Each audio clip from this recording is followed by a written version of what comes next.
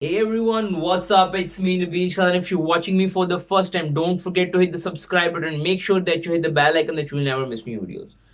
So first of all मैं पहले ही बता दूं, थोड़ा सा सोर थ्रोट चल रहा है तो उसकी वजह से थोड़ी सी एनर्जी थोड़ी सी लो हो सकती है या नहीं भी हो सकती, डिपेंड करता है। खैर मेरी एनर्जी आप लोगों को पता है फिर भी एक्टिव रहती है, आवाज ना निकले बेशक। अच्छा तो देखने क्या वाला हूँ मैं इस टाइम। यार मैंने कुछ दिन पहले ना योगी बाबा की एक वीडियो देखी थी कॉन्जरिंग के ऊपर, नटशेल। और उसमें उनकी हेल्प की थी, एक यूट्यूब चैनल है जिसका नाम है हॉन्टिंग ट्यूब, वीडियो बनाने में। तो मुझे हॉरर बहुत अच्छा लगता है, अगर आप लोग मुझे जानते हो। तो मैंने डिसाइड किया कि मैं उनकी वीडियो पे किसी पे रिएक्शन देता हूँ। और मैंने उनसे बात नहीं की है, तो प्लीज अगर आप देख रहे हैं तो या तो खैर योगी बाबा की तरफ से आया हूँ तो प्लीज यार थोड़ा सी रहम खा लेना क्लेम वगैरह के ऊपर। तो थिंग इज दैट के वीडियो का टाइटल है, let me read the title first, the haunting of the ballet manners 2020 explainer part 1, haunting tube.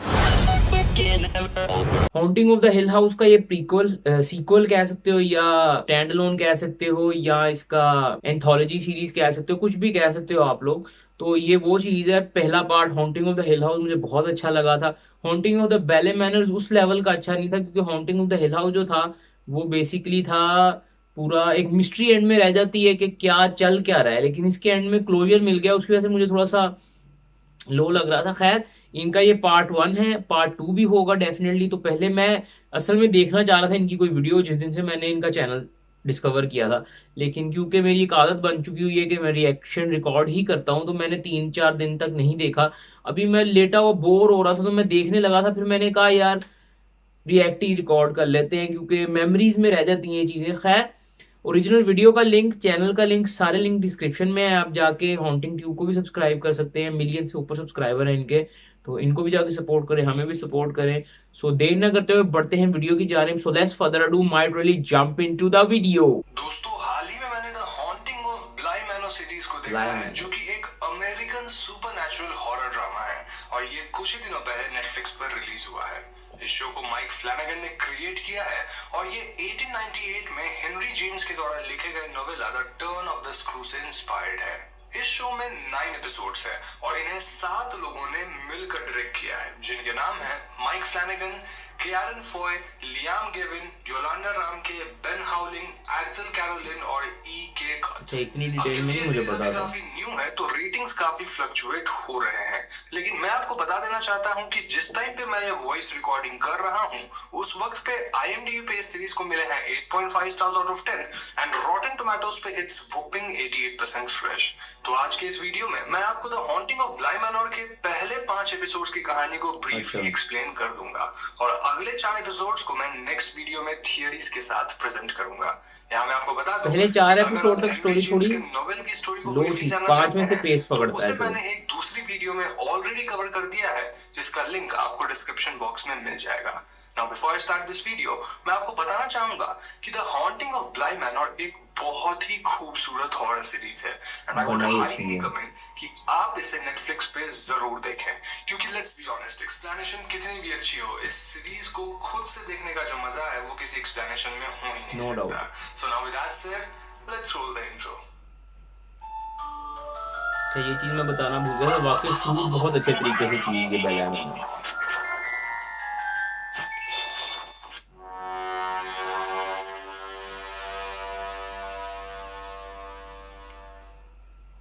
Show की शुरुआत एक बूढ़ी औरत से होती है जो अपने लिए एक बात तैयार करती है। मैंने तो देखा हुआ है। हम एक कपल के रिहर्सल डिनर को देखते हैं। यहाँ वो बूढ़ी औरत भी आई होती है और डिनर के बाद सभी उस जगह से रिलेटेड कुछ घोस्ट स्टोरीज के बारे में बातें करते हैं।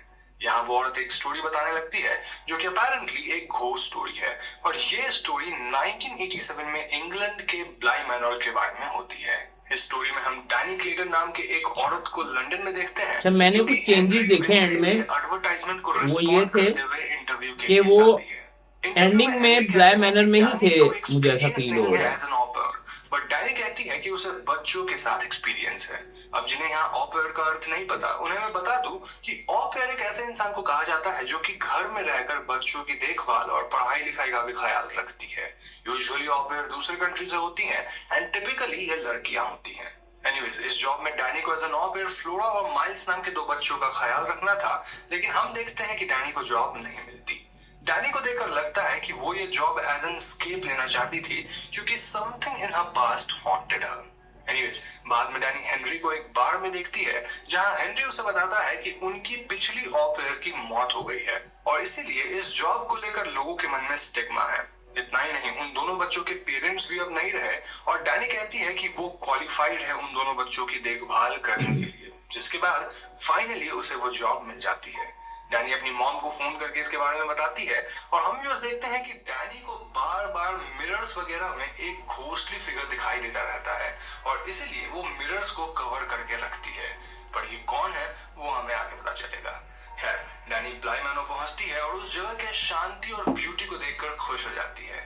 डैनी को लंदन से ब्लाई तक ओवन नाम का एक इंसान लेकर आया था, जो कि अपेरेंटली यहाँ का कुक भी था। यहाँ उसकी मुलाकात फ्लोरा और माइल से भी होती है, अलॉन्ग विथ मैनर की हाउसकीपर मिसेस ग्रोस, और क्योंकि ये सबकी पहली मीटिंग थी तो there was an awkward politeness. खैर, डैनी अपने रूम में जाती है और तब वो माइल्स को क्रीपीली उसे चेंज करते हुए देखते पकड़ लेती है, पर माइल्स कहता है कि वो उसे वेलकम करने और एक गिफ्ट देने आया था, जो कि बटरफ्लाई हेयर क्लिप था। अब हम व्यूअर्स डैनी को मैनर में सेटल होते देखते हैं। वो फ्लोरा की देखभाल करती है और फ्लोरा डैनी के हेयर क्लिप को देखकर नाखुश होती है, क्योंकि वो डैनी का नहीं था। असल में वो उनके पिछले ऑ पेयर मिस जेसल का था। इसके अलावा जब डैनी फ्लोरा के डॉल हाउस को देखती है तो वहां उसे ढेर सारे क्रीपी डॉल्स दिखते हैं, और जब वो ड्रॉर्स के नीचे से एक डॉल को उठाती है तो फ्लोरा उसे वापस रखने बोलती है। फ्लोरा डैनी से कहती है कि वो रात को अपने रूम से बाहर ना निकले, लेकिन रात में डैनी सो नहीं पाती और किचन में जाती है। यहाँ हम एक फिगर को देखते हैं जो कि डैनी पर नजर रखे हुए होता है। एनीवेज, अगली सुबह फ्लोरा डैनी से नाराज होती है क्योंकि उसने रात में अपना रूम छोड़ दिया था, लेकिन दोस्तों इट वाज वेरी स्ट्रेंज, क्योंकि फ्लोरा को इसके बारे में कैसे पता चला। फ्लोरा डैनी से कहती है कि उसे अपने रूम में रहना होगा, स्पेशली एट नाइट, ताकि वो लेडी उसे देख न ले, और ये लेडी कौन है वो हमें आगे पता चलेगा। दूसरी तरफ माइल्स डैनी को एक स्पाइडर से डराने की कोशिश करता है, but it does not work, और डैनी माइल्स को उसके बोर्डिंग स्कूल के प्रॉब्लम्स के बारे में पूछती है, लेकिन दोस्तों माइल्स यहाँ थोड़ा अपसेट हो जाता है। इसके बाद डैनी मैनर में एक स्ट्रेंज आदमी को देखती है जिसे वो वेव करती है, पर वो आदमी रिस्पॉन्ड नहीं करता। डैनी घर में घर की हाउसकीपर मिसेस ग्रोस, मैनर की कास्ट बदलनी चाहिए थी। वहां की कुक ओवन से मिलती है और वो उनसे उस haunting of the Hill House and Bly Manor's की कास्ट सेम थी, तो वो एक चीज गलत थी। वो सभी डैनी को मिस जेसल की मौत के बारे में भी बताते कास्ट हैं बदल देते और तो डैनी न्यू इससे लुक आ जाना थोड़ा था। परेशान होती है। अब दोस्तों इस पॉइंट पे हम एक वियर्ड पैटर्न नोटिस करते हैं, और वो ये कि मिसेस ग्रोस कभी खाना नहीं खाती थी और वो हमेशा बहाना बनाकर चली जाती थी, पर इसके पीछे रीजन क्या है वो हमें बाद में पता चलेगा। खैर, ब्रेकफास्ट के बाद डैनी उस जगह जाती है जहां उसने उस आदमी को देखा था, और वहां उसे फ्लोरा की सेल्फ मेड डॉल मिलती है, जिसे फिर बाद में वो मिसेस ग्रोस को मैनर के पास चर्च में दिखाती है। मिसेस ग्रोस डैनी को बताती है कि कैसे मिस जेसल मैनर के पास वाले लेक में डूबकर मारी गई, और कैसे उसकी बॉडी फ्लोरा को मिली थी, जिसके बाद फ्लोरा बहुत बुरी तरह अफेक्ट हो गई। खैर, रात में डैनी फ्लोरा को बेड के लिए रेडी करती है, पर गलती से वो फ्लोरा की एक डॉल को इधर से उधर कर देती है, जिससे फ्लोरा अपसेट हो जाती है। माइल्स फिर वहां आकर डैनी को कपबोर्ड रूम से एक फैन निकालने बोलता है, और जैसे ही डैनी कपबोर्ड में जाती है दोनों बच्चे डैनी को उस कपबोर्ड रूम में लॉक कर देते हैं। डैनी चीखती है, पर बच्चे कहते हैं कि वो डोर को खोल ही नहीं पा रहे हैं, और तभी डैनी को वहां रखे एक मिरर में वही घोस्टली फिगर दिखता है जिसे वो कवर कर देती है। कुछ देर बाद बच्चे डैनी को रूम से अनलॉक कर देते हैं एक सीन और बेस्ट था, डैनी वो गुस्से में सोने कहती है। घोस्ट पकड़ के डैनी जैसे को लेके मैनर में जाती कुछ है। मडी फुटप्रिंट्स मिलते हैं और वो उन्हें फॉलो करके बाहर जाती है। अच्छा, मैंने उसे लगता एक्सपेक्ट है कि किया इसे था बच्चों ने कि किया है, और वो दोनों कुछ और बच्चों होगा, को लेकिन ये मैनर में एक्सप्लेनर है, अपने थ्रू रूम्स आउट में विंडो के एक्सप्लेनर है, पास तो ये देखती उनके है। लिए अच्छा है जिन्होंने नहीं एपिसोड देखी यहाँ हुई। खत्म हो जाता है। नाउ पिछले रात के इंसिडेंट्स के बाद डैनी फ्लोरा और माइल्स को डिसिप्लिन करते हुए उनसे बॉन्ड करना चाहती थी, और वो इनसे इस बारे में बात करती है। दूसरी तरफ मिसेस ग्रोस सारा कीचड़ साफ कर रही थी, और अचानक माइल्स फ्लोरा की एक डॉल लॉन्ड्री शूट से नीचे फेंक देता है। डैनी माइल्स को घर को मॉप करने कहती है और खुद जाके फ्लोरा के डॉल को सेलर से लाती है। यहाँ हम व्यूअर्स देखते हैं कि बैकग्राउंड में जो डॉल्स पड़े हुए थे उनमें से एक का सर मूव होता है। एनीवेज, कहानी अब 6 मंथ्स पहले की इंसिडेंट्स को एक्सप्लेन करती है, जहां हमें माइल्स के बैकग्राउंड के बारे में पता चलता है। असल में माइल्स बोर्डिंग स्कूल जाया करता था, लेकिन वहां जब माइल्स को फ्लोरा की चिट्ठी आती है तो उसका बिहेवियर अचानक से अजीब हो जाता है, जैसे कि वो जानबूझकर ट्री से कूद जाता है और वो कहता है कि वो गिर गया।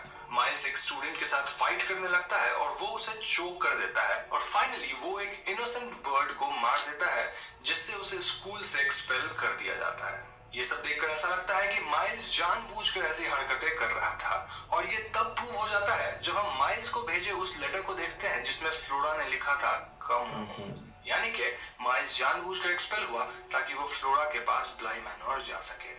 दूसरी तरफ हमें डैनी के पास्ट के बारे में कुछ हिंट्स मिलते हैं, जैसे कि एक टूटा हुआ ग्लास जिसे देखकर डैनी दुखी हो जाती है और उसे मिरर में वही घोस्ट बार बार दिखता है।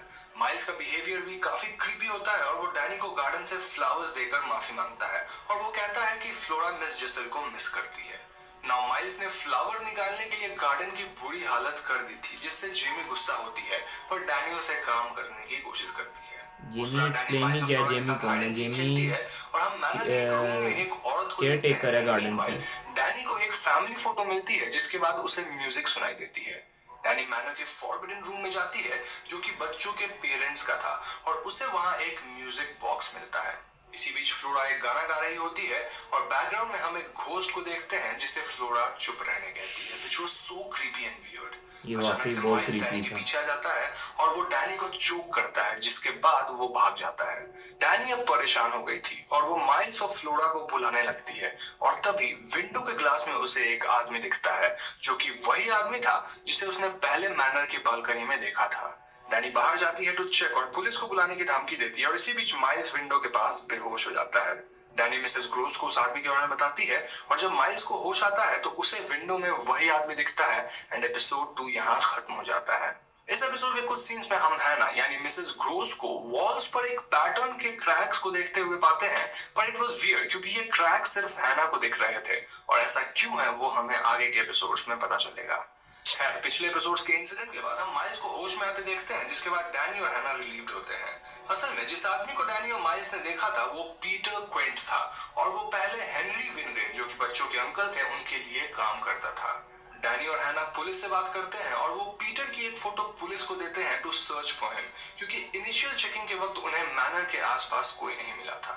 डैनी फिर भी ग्राउंड को चेक करने जाती है और जेन भी यही करने जाती है। दूसरी तरफ ओवेन और हैना को लगता है कि पीटर अभी भी जिंदा है और वो रेबेका के लिए शायद वापस आया है। उसी समय मैनर पे स्ट्रेंज कॉल्स भी आते हैं और उन्हें लगता है कि ये पीटर कर रहा है। अब दोस्तों यहाँ हमें पता चलता है कि पीटर क्विंट ने हेनरी से काफी पैसे चुरा लिए थे, ऑलमोस्ट £250,000, जिसके बाद वो भाग गया था। और इतना ही नहीं, पीटर और मिस जेसल रिलेशनशिप में भी थे। पीटर के गायब होने के बाद ही मिस जेसल ने लेक में डूबकर अपनी जान दे दी थी। खैर, उसी रात डैनी को एक ब्लडीड हाथ दिखता है जो कि असल में उसका हेलुसिनेशन था और हमें हिंट मिलता है कि डैनी के पास्ट में कुछ ट्रैजिक जरूर हुआ था। हमें कुछ और हिंट्स मिलते हैं जिससे ये पता चलता है कि Dani and Jamie were bonding and so were Owen and Hannah. हम हैना को चर्च में जाकर 4 कैंडल जलाते देखते हैं फॉर द डेड। सो यहाँ कहानी 1 साल पहले के कुछ इंसिडेंट्स को दिखाता है और हम देखते हैं कि कैसे पीटर ने रेबेका जेसल का इंटरव्यू लिया था और उसी ने रेबेका को ब्लाई मैनर लाया था। रेबेका माइल्स और फ्लोरा से मिलकर खुश थी और उसे मैनर में रहना अच्छा लगता था। धीरे धीरे पीटर और रेबेका क्लोज होने लगते हैं, पर जल्द ही पीटर का पॉजिटिव साइड रेबेका को देखने मिलता है जिससे वो गुस्सा हो जाती है। लेकिन पीटर अपने चार्म से और विनग्रेव्स के कुछ पुराने पोजेशंस चुराकर रेबेका को देता है and tries to win her back. Peter Rebecca के कुछ पिक्चर्स लेता है और तभी हैना वहां आ जाती है। हैना को पीटर पहले से ही पसंद नहीं था और क्योंकि पीटर इस वक्त विनग्रेव्स के पोजेशंस को यूज कर रहा था तो हैना पीटर को वार्न करती है। कहानी फिर से प्रेजेंट डे यानी 1987 में शिफ्ट होती है, जहां मैनर में एक कॉल आता है और उसे डैनी आंसर करती है, पर वो कॉल कट जाता है। माइल्स और फ्लोरा एक एक्ट परफॉर्म करते हैं और माइल्स का बिहेवियर अचानक से अग्रेसिव हो जाता है। तभी एक कॉल आता है जो कि ओवेन के नेबर का था और उसे पता चलता है कि उसकी मदर गुजर गई है। सबके जाने के बाद डैनी को वो घोस्टली फिगर फिर से दिखता है और अच्छा था एंग्विश में चिल्लाने लगती है और घर में खिंच जाता है। यहीं पर खत्म होती है। ये सीन के बाद वो घर में जो खिंचता है ना वो तो उस वक्त हम एक इंटरेस्टिंग चीज नोटिस करते हैं कि पीटर का माइल्स के ऊपर बहुत ज्यादा इन्फ्लुएंस था और माइल्स उसकी बात बहुत इजीली मानता भी था।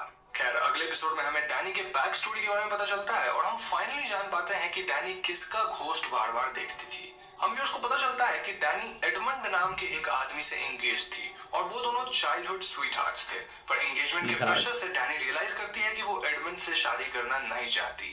डैनी के ऊपर सिर्फ एडमंड ही नहीं बल्कि एडमंड के फैमिली का भी प्रेशर था, क्योंकि डैनी को एडमंड की फैमिली बहुत ज्यादा प्यार करती थी और जब भी कभी ऐसा होता है तो लोग काइंड ऑफ ऑब्लाइज्ड फील करने लगते हैं। लेकिन दोस्तों फाइनली एक डिनर के दौरान डैनी एडमंड को बताती है कि वो उससे शादी करना नहीं चाहती और ये बात सुनकर एडमंड एकदम अपसेट हो जाता है और वो रेस्टोरेंट से बाहर निकल जाता है। वो अपने कार में डैनी से बातें करता है और जब वो कार से बाहर निकलता है तो एक बस से उसकी टक्कर होती है जिससे एडमंड बहुत सीरियसली इंजर्ड होता है। एडमंड को हॉस्पिटल लाया जाता है पर वो हॉस्पिटल में ही दम तोड़ देता है। तो बेसिकली इट वाज एडमंड का ghost but more precisely Dani के मेमोरीज जो कि उसे हॉन्ट करते हैं, क्योंकि she was feeling guilty after Edmund's death. इसी से भागने के लिए वो ब्लाई मैनर में जॉब ले ली थी और जो भी मिरर में उसे दिख रहा था वो बस उसकी ब्रेन की मैनिफेस्टेशन थी। मतलब वो रियल घोस्ट नहीं थी, बस एक घोस्ट की फिगर थी जो कि उसके ब्रेन के इनसाइड थी, क्योंकि डैनी बहुत ज्यादा ट्रॉमेटाइज थी। खैर इसी बीच हम जानते हैं कि ओवन अपनी माँ का फ्यूनरल रखता है जहाँ जेमी आती है और डैनी डिसाइड्स टू रेस्ट क्योंकि वो अपने पास्ट से अभी भी स्ट्रगल कर रही थी। हैना भी इस फ्यूनरल को अवॉइड करती है और रात को सब डिनर साथ में करते हैं जहाँ फ्यूनरल को अवॉइड नहीं करती, वो घर से बाहर जाने को अवॉइड करती है basically, so don't be sad. क्योंकि वो जा नहीं सकती। ऑन द अदर हैंड बहुत ही अग्रेसिव होता है जिसके बाद डैनी उसे सोने जाने कहती है। डैनी फ्लोरा को बेड के लिए रेडी करने के बाद उसके डॉल हाउस को देखती है और फ्लोरा उसे अरेंजमेंट को ना बिगाड़ने कहती है। डैनी यहाँ नोटिस करती है कि फ्लोरा बार बार हवा में देखती है एज इफ वहां कोई है जिसे सिर्फ फ्लोरा देख सकती है, पर फ्लोरा डैनी को इग्नोर कर देती है। फ्लोरा और माइल्स के सोने के बाद ओवन, हैना, डैनी और जेमी कैंप फायर के पास बैठते हैं और हम उन्हें बॉन्ड करते देख पाते हैं। ओवन हैना से कन्फेस करता है कि ही इज ऑलमोस्ट रिलीव्ड कि उसकी मॉम अब जा चुकी है, क्योंकि वही थी जिन्होंने आज तक ओवन को कंट्री साइड से बांध कर रखा था as she was very ill. Precisely बात की जाए तो ओवन की मॉम को डिमेंशिया था। यही वजह है कि ओवन ब्लाई मैनर में काम करता था, क्योंकि ये मैनर उसके घर के काफी नजदीक था जिससे वो अपनी माँ का भी ख्याल रख सकता था। वरना ओवन का मन था कि वो फ्रांस में जाके कहीं एक बहुत अच्छा शेफ बने। मीनवाइल डैनी जेमी को एडमंड के बारे में बताती है और दोनों क्लोज ही होने वाले होते हैं कि डैनी को फिर से एडमंड का घोस्ट दिखता है, जिसके बाद जेमी चली जाती है अलॉन्ग विद ओवन। एक फ्लैशबैक में हम देखते हैं कि एडमंड के जाने के बाद उसकी मॉम ने उसके टूटे ग्लासेस डैनी को दिए थे, जिसे हमने डैनी के हाथ में पहले देखा था। डैनी उन्हें लेकर फिर से कैंप फायर के पास जाते हैं, पर रास्ते में उसे फ्लोरा और माइल्स किसी बहाने से रोक लेते हैं। असल में फ्लोरा ने अपने डॉल हाउस में देखा था कि डैनी अपने रूम में नहीं है और वो माइल्स को लेकर डैनी को रोकने आई थी। तभी हम बैकग्राउंड में एक औरत को देखते हैं जिसके जाने के बाद फ्लोरा और माइल्स डैनी को छोड़ देते हैं। जी हाँ दोस्तों, फ्लोरा का डॉल हाउस ब्लाई मैनर के अरेंजमेंट को मिमिक करता था और हमें पहले ही पता चल चुका है कि फ्लोरा घोस्ट्स को देख सकती थी और डैनी के सेफ्टी के लिए ही वो उसे बहाने से रोक लेती है, पर वो डैनी को किससे बचाना चाहती थी ये तो हमें आगे ही पता चलेगा। एनीवेज डैनी एडमंड के जब वो पता चलता है ना मजा आ जाता है और वो एडमंड के घोस्ट को अपने सामने देखती है। डैनी अब इस सेपरेशन को देखकर एग्जॉस्टेड हो चुकी थी और फाइनली वो अपने पास्ट से मूव ऑन करना चाहती थी, जिसके लिए उसने ग्लासेस को जला दिया। एपिसोड 4 यहाँ खत्म हो जाता है। तो दोस्तों अब तक तो आप समझ ही चुके होंगे कि इस शो के हर एक एपिसोड में हमें एक कैरेक्टर की स्टोरी के बारे में डिटेल में बताया जाता है मजा आता है। और इस एपिसोड का फोकस हैना पर यानी मिसेस ग्रोस पर है। ये एपिसोड आपको काफी कंफ्यूजिंग लग सकता है, लेकिन इसके एंड तक आपको सब कुछ क्लियरली समझ आ जाएगा। हम हैना या फिर मिसेस ग्रोस को कैंप फायर के पास ओवन के साथ ड्रिंक करते देखते हैं और तभी जेमी आकर ओवन को घर लेने आती है। इसके बाद हम हैना को ओवन का इंटरव्यू लेते देखते हैं और ये तब की बात थी जब ओवन पहली बार ब्लाई मैनर में कुक के पोजीशन के लिए आया था। हैना बहुत नर्वस होती है और उसे किसी के पुकारने की आवाज आती है और जब हैना उस आवाज को फॉलो करती है तो वो खुद को विंग्रेव्स को ब्लाई मैनर में उनके समर वेकेशन के लिए वेलकम करते पाती है। वो फिर घर के अंदर जाती है बट शी वाज कंफ्यूज्ड और वो बाहर जाकर चिल्लाने लगती है। यहाँ फ्लोरा और माइल्स की माँ शार्लेट हैना को मैनर के अंदर इनवाइट करती है फॉर अ ड्रिंक। अब यहाँ ये मोमेंट्स मोर प्रिसाइजली हैना की ये मेमोरीज शिफ्ट होने लगते हैं एंड आई वुड सजेस्ट कि आप इसे पेशेंटली समझें। अगले सीन में हम माइल्स को जेमी को परेशान करते देखते हैं और जेमी माइल्स पर गुस्सा करती है। हैना का हेड अचानक से पेन होने लगता है और वो खुद को ओवन के साथ कैंप फायर में वापस पाती है और फिर अचानक से वो मैनर को क्लीन करते हुए खुद को पाती है जब रेबेका और पीटर आर्ग्यू कर रहे होते हैं। यहाँ हैना को वॉल्स पर फिर से वो क्रैक दिखता है बट वो गायब हो जाता है। हैना मैनर के बाहर जाती है और रेबेका को वहां देखती है बट सडनली खुद को ओवन का इंटरव्यू लेते हुए पाती है। ओवन से पूछती है कि ये तो हमने पहले भी किया है, पर ओवन कहता है कि they need to do it again. उनका कॉन्वर्सेशन स्ट्रेंज हो जाता है और ओवेन चिल्लाने लगता है, जिसके बाद हैना खुद को एक और मोमेंट में पाती है जब वो माइल्स को स्मोक करते हुए पकड़ती है। हैना माइल्स को स्मोक ना करने के लिए कहती है और एज ए व्यूअर हमें माइल्स का बिहेवियर बहुत ही क्रीपी लगता है। नेक्स्ट सीन में हम हैना को चर्च में जाते देखते हैं जहां शार्लेट होती है और वो हैना से मैनर में रहने के लिए कहती है। वो दोनों हैना के हस्बैंड सैम को डिस्कस करते हैं और ऐसा लगता है कि हैना और सैम की रिलेशनशिप ठीक नहीं थी। तभी अचानक से हैना को वहां रेबेका बैठी मिलती है इन प्लेस ऑफ शार्लेट और हैना रेबेका को पीटर के बारे में वार्न करती है, बट रेबेका इग्नोर्स हर। हैना चर्च से जाने की कोशिश करती है पर वो जा नहीं पाती और अगेन वो माइल्स को वहां स्मोक करते देखती है। सीन अब शिफ्ट होकर किचन को दिखाता है जहां ओवेन वाज कुकिंग और पीटर वहां रेबेका को लेने आता है। हैना ओवेन को कहती है कि पीटर रेबेका के लिए एक ट्रैप है, जिसके बाद हैना फिर से खुद को ओवेन का इंटरव्यू लेते पाती है। हैना एंड हम व्यूअर्स दोनों बहुत कंफ्यूज होने लगते हैं और इस बार ओवेन एक सिनिस्टर तरीके से बात करता है जो कि काफी क्रीपी लगता है। जब हैना उस रूम से जाती है तो वो पीटर और रेबेका को बेड में देखती है और ऐसा लगता है कि वो दोनों हैना को देख ही नहीं पा रहे थे।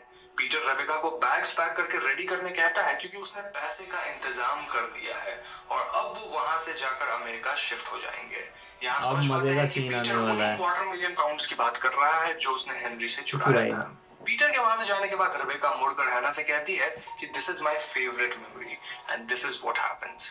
इस सीन के बाद हमें क्लियरली मालूम पड़ जाता है कि जो हैना एक्सपीरियंस कर रही है वो सिर्फ मेमोरीज है। हैना रूम के बाहर जाती है और वो पीटर को विनग्रेव्स के घर से ज्वेलरी चोरी करते देखती है, जिसके बाद पीटर माइल्स और फ्लोरा को देखता है और उन्हें सोने कहता है।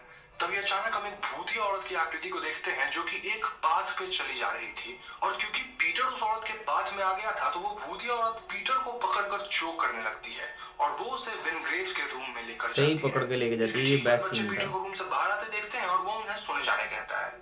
फ्लोरा पीटर को एक डॉल देती है जो कि लेडी ऑफ द लेक की होती है और ये वही लेडी है जिसे हमने पिछले एपिसोड में बार बार देखा था और जिससे फ्लोरा डैनी को बचाना चाहती थी। इस डॉल को पीटर पकड़ता तो है पर फिर वो उसके हाथ से नीचे गिर जाता है। फ्लोरा कहती है कि शी इज कमिंग बैक और तब पीटर रियलाइज करता है कि वो एक्चुअली में मर चुका है क्योंकि उसके रियल बॉडी वो भूतिया औरत घसीट कर ले जा रही थी। पीटर उस औरत को अपनी बॉडी छोड़ने के लिए कहता है पर वो नहीं रुकती और पीटर का स्पिरिट माइल्स के कांटेक्ट में आता है और माइल्स पीटर की तरह बिहेव करने लगता है। जी हाँ दोस्तों, हमने माइल्स को पिछले एपिसोड में क्रीपी तरीके से काफी बार बिहेव करते देखा था and that was because Peter की स्पिरिट माइल्स के बॉडी को टेक ओवर कर सकता था। वो औरत पीटर की बॉडी लेक में ले जाती है और ये सब हैना देखती है। जब हैना पीछे मुड़ती है तो उसे वहां रेबेका मिलती है और हैना खुद को वापस ओवेन का इंटरव्यू लेते पाती है। ओवेन अब फ्रस्ट्रेटेड लग रहा था क्योंकि इंटरव्यू बार बार हो रहा था और हैना उसे पीटर और रेबेका के वो ड्रीम्स के बारे में बताती है। ओवेन हैना से कहता है कि वो जो बात बता रही है ये सब इस इंटरव्यू के 2 साल बाद हुआ था और वो हैना को वार्न करता है कि something is wrong with miles. अगले सीन में हम हैना को माइल्स को फॉलो करते देखते हैं और वो पीटर को माइल्स के बगल में देखती है। अचानक से माइल्स पीटर की तरह बात करने लगता है और वो कहता है कि वो एक ट्रैप में फंस चुका है क्योंकि ही इज डेड पर उसकी स्पिरिट इस मैनर में कैद है। माइल्स गुस्से में हैना को वेल के अंदर पुश कर देता है और हैना मारी जाती है। मरने से पहले हैना वेल के वॉल में एक क्रैक दिखती है और दोस्तों ये वही क्रैक है जो हैना को बार बार वॉल्स पर दिखते हैं। हैना की स्पिरिट अपने बॉडी को वेल से ऊपर देखती है और तभी डैनी मैनर में पहली बार आई थी। जी हाँ दोस्तों, जस्ट व्हेन डैनी मैनर में अपने जॉब के लिए आई थी तभी कुछ देर पहले हैना मारी जा चुकी थी। हम डैनी को हैना से मिलते देखते हैं और पीटर की स्पिरिट सबको छुपकर देखती रहती है। यानी कि डैनी जब से इस मैनर में आई है तब से हैना एक्चुअली में डेड थी और जिससे वो लोग सब देख रहे थे वो हैना की स्पिरिट थी। अगले सीन में हैना खुद को ओवेन के साथ कैंप फायर के पास पाती है और ओवेन पेरिस जाने की बात करता है। हैना अग्री तो करती है पर जेमी आकर ओवेन को ले जाती है और हैना खुद को अपना नाम और ईयर याद दिलाती रहती है। एपिसोड 5 यहाँ खत्म हो जाता है। तो अब तक तो आप समझ ही चुके होंगे कि हैना was dead all this while और इसीलिए वो कभी खाना नहीं खाती थी। हैना अपने डेथ को एक्सेप्ट नहीं कर पा रही थी और वो लाइफ और डेथ के बीच फंस चुकी है। यही वजह है कि वो अपने मेमोरीज को बार बार जी रही थी और जो सीन शिफ्टिंग आप देखें इस एपिसोड के थ्रू बार बार जो सीन शिफ्ट हो रहे थे वो और कुछ नहीं बल्कि हैना के मेमोरीज थे, लेकिन वो बहुत क्लियर आपको स्टोरी में दे देते हैं। वाली मेमोरी में इतना वियर्ड क्यों बिहेव कर रहा था। तो वो इसीलिए क्योंकि ये सारे कैरेक्टर्स हैना ने अपने माइंड में बनाए हैं, तो वो हैना की ही फीलिंग्स और थॉट्स को एक्सप्रेस करते हैं। And in that sense interview वाले सीन में ओवेन हैना का ऑल्टर ईगो था। इन 5 एपिसोड में हमें पता चल चुका है कि हैना और ओवेन की बॉन्डिंग गहरी थी, और with Owen she feels alive and human, which is why वो बार बार उसी मेमोरी को रिलीव करती है। यहाँ एक अमेजिंग बात यह है कि डैनी, ओवेन या फिर इवन जेमी को इस बात का अंदाजा ही नहीं है कि हैना मर चुकी है, क्योंकि वो लोग हैना के घोस्ट को हमेशा देखते रहते हैं और उन्हें लगता है कि हैना जिंदा है। तो दोस्तों, ये थी द हॉन्टिंग ऑफ ब्लाई मैनर के पहले 5 एपिसोड्स की कहानी, और मुझे पूरी उम्मीद है कि आपको ये इंटरेस्टिंग लगी होगी। अब इस सीरीज के बचे हुए 4 एपिसोड्स की कहानी मैं अगले वीडियो में आपको एक्सप्लेन कर दूंगा। And trust me when I से कि आगे की कहानी इन 5 एपिसोड्स की कहानी के मुकाबले 2 गुना या फिर उससे भी ज्यादा मजे अच्छी के थे है। आगे तो प्लीज अब अगली वीडियो का इंतजार 5वें एपिसोड से पेस पकड़ लेता है। पसंद आई तो लाइक और शेयर जरूर कीजिएगा। हाँ, तो यार फर्स्ट ऑफ ऑल भाई ने मेहनत बहुत की है। मैंने भी ये सीरीज़ देखी है और मुझे पता है कि इतनी चीज़ों को याद रखना एट अ टाइम बड़ा मुश्किल होता है, लिखना पड़ता है, सब कुछ करना पड़ता है, और काफ़ी ये कॉम्प्लेक्स सीरीज़ थी। 4 एपिसोड से पहले थोड़ी सी सॉफ्ट होती है, लेकिन जैसे ही 5वां एपिसोड शुरू होता है तो वहाँ से पेस पकड़ता है। और मुझे 5वां एपिसोड सबसे अच्छा लगा था, क्योंकि अगर आपने haunting of the Hill house देखी है ना, तो उसके एपिसोड सभी इसी थीम पे थे। तो मुझे इस तरह के शोज अच्छे लगते हैं जो टाइम में जंप करते रहते हैं आगे पीछे और ये सब कुछ। Haunting of the Hill house जो था, हिल हाउस, वो बेसिकली इसी फ्रेंचाइज टाइप का था, यानी कि इसका एंथोलॉजी सीरीज कह सकते हो आप। लेकिन उसमें बेसिकली सारे एपिसोड ही ऐसे थे कि टाइम में आगे पीछे हो रहे थे, लेकिन इसमें सिर्फ 1-2 एपिसोड ही थे जो टाइम में आगे पीछे हो रहे थे। और मुझे बेसिकली लगा था कि इस वीडियो में ना थोड़ा सा एक्सप्लेनर नहीं होगा, कुछ और टाइप होगा, लेकिन एक्सप्लेनर था ये उन लोगों के लिए होता है जिन्होंने सीरीज नहीं देखी हो। मैंने क्योंकि सीरीज देखी है तो मैंने लेकिन एंजॉय की है ये वीडियो, और काफ़ी इंटरटेनिंग थी। लेकिन वही बात है ना, जिसने सीरीज देखी, अब मैंने ये चीज़ें मोस्टली सभी नोटिस की हुई हैं, क्योंकि मैं बड़ा डूब के देखता हूँ चीज़ों को, और मुझे टाइम में आगे पीछे होने वाली चीज़ें बड़ी अच्छी लगती हैं। तो उस वे में मुझे बड़ा अच्छा लगा है, और थ्रू आउट वीडियो बहुत अच्छी थी। भाई की बड़ी मेहनत है, और राउंड अप्लॉस, भाई ने बड़ी मेहनत की है। और अगला 6वां 7वां 8वां 9वां एपिसोड मज़े के हैं। जो 8वां एपिसोड है ना, वो उसमें भी एक पुरानी कास्ट को जो कि haunting of the Hill house में थी उसको रिकास्ट किया गया था। तो वो मुझे रिकास्ट नहीं अच्छी लगी। बेसिकली जो चीज़ थी, नई कैरेक्टर्स लेके आते हैं क्योंकि नई स्टोरी थी। उन्होंने सिर्फ वही होता है ना कि पैसे कमाने के चक्कर में कि जी पुराने एक्टर्स को ही दोबारा ले आओ, तो वो किया गया। वो चीज़ मुझे अच्छी नहीं लगी। बाकी थ्रू आउट वीडियो मुझे बहुत अच्छी लगी है, एंड भाई ने बड़ी मेहनत की है। हॉन्टिंग ऑफ द ब्लाई मैनर्स भी बड़ा अच्छा था। और अगर आप लोगों को ये वीडियो अच्छी लगी तो बताइएगा, हम अगला पार्ट भी देख लेंगे। बेसिकली ये मुझे किसी उस बंदे के साथ देखनी चाहिए थी जिसने ये ना देखी हो, लेकिन मैंने ये अकेले इसलिए देखी कि मेरा था कि जिसने नहीं देखी उसके लिए स्पॉइल ना हो जाए। लेकिन क्योंकि इसमें इतनी अच्छे तरीके से एक्सप्लेन किया गया है, तो जिसने ये नहीं देखी और वो देखेगा भी नहीं, तो उसके लिए ये अच्छा है कि वो मुख्तसर टाइम में एक पूरी स्टोरी देख ले, तो उसके लिए अच्छा है। लेकिन क्योंकि मैं देखता हूँ तो, और विजुअलाइज बहुत अच्छे तरीके से की गई थी ये मूवी, सॉरी सीरीज बहुत अच्छे तरीके से शूट की गई थी, और haunting of the Hill house से भी ज़्यादा अच्छे तरीके से शूट की गई थी, क्योंकि वो सिर्फ वो इतने फ्लैशबैक में नहीं थी, ये काफ़ी पुराना टाइम था, सही ब्रिटिश सेटअप दिखाया गया उसमें, और वो मुझे काफ़ी अच्छा लगा। So guys, that's it for now, this is my video. गला थोड़ा खराब चल रहा है। If you like watching my video, please give me a big fat thumbs up. If you want to suggest me something or you have any question, please write that in comment section below. You can also follow me on Facebook, Instagram, Snapchat, Twitter, TikTok, Likey. Basically, I'm everywhere. Simply search NABLSZ and you will find me. You can also click here to subscribe my YouTube channels. After subscribing my YouTube channels, please ring the bell for notification. It can help you to stay connected with my YouTube channels. You can also click here to watch my other videos. Stay blessed, stay happy, enjoy your life. Bye, take care, peace.